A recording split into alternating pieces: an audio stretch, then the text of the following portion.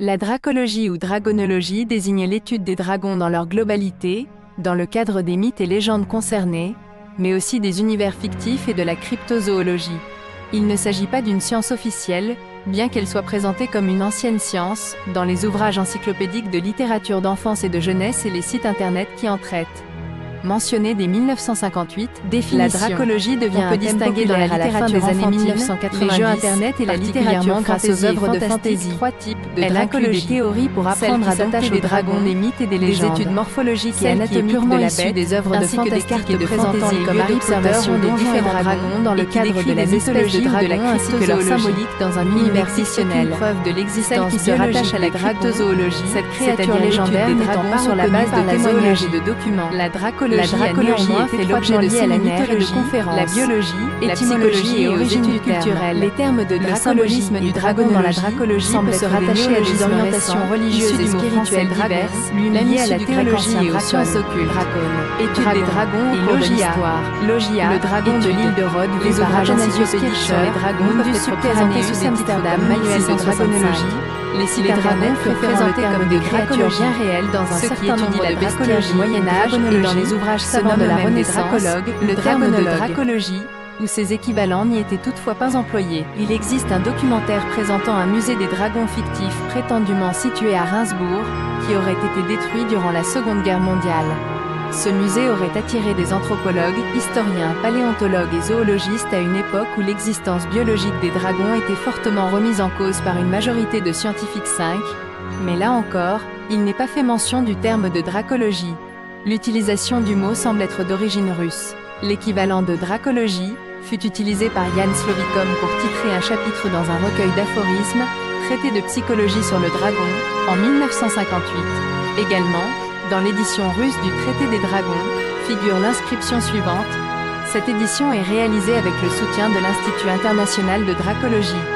Plus tard, en 1963, Stanislav Lem écrivit un ouvrage sur les dragons, et au fil du temps, différents auteurs titrèrent leurs écrits sur les dragons avec le mot draconologia et ses variantes en russe, indépendamment les uns des autres. Le phénomène de popularité qui suivit fut réel car un livre-jeu coloré pour enfants, Draconologia, sorti en Russie aux éditions Macao en 2008, a été traduit en 32 langues, dont le français sous le titre de Dragonologie, pour un tirage total de 5,7 millions d'exemplaires.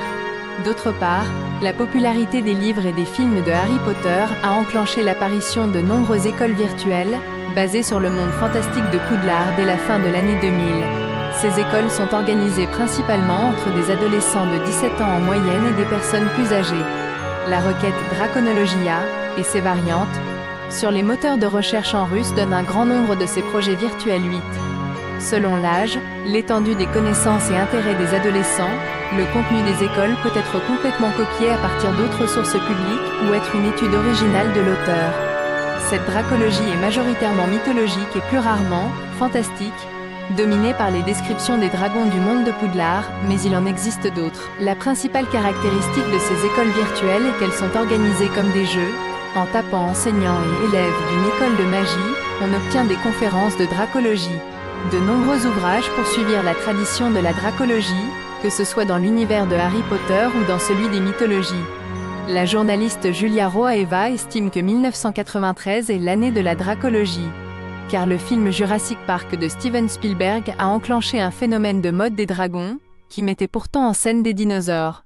Récemment, la popularité croissante des dragons et le développement d'un intérêt pour eux ont favorisé la publication d'articles qui n'ont pas de base fantastique.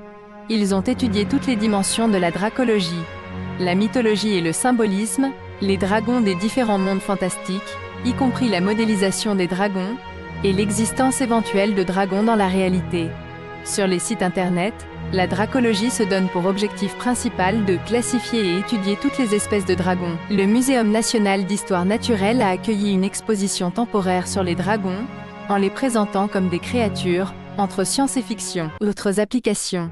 Outre la mythologie, le fantastique et la dracologie réaliste, la discipline comprend également la draconographie, traitant de l'imagerie du dragon, et une spécialité dans la simulation des conditions environnementales liées aux dragons représentés dans la fiction. Parfois, les applications se croisent, par exemple dans le classement des dragons, les types de la mythologie sont des types morphologiques. Une dracogénétique s'appliquerait surtout aux dragons de Perne.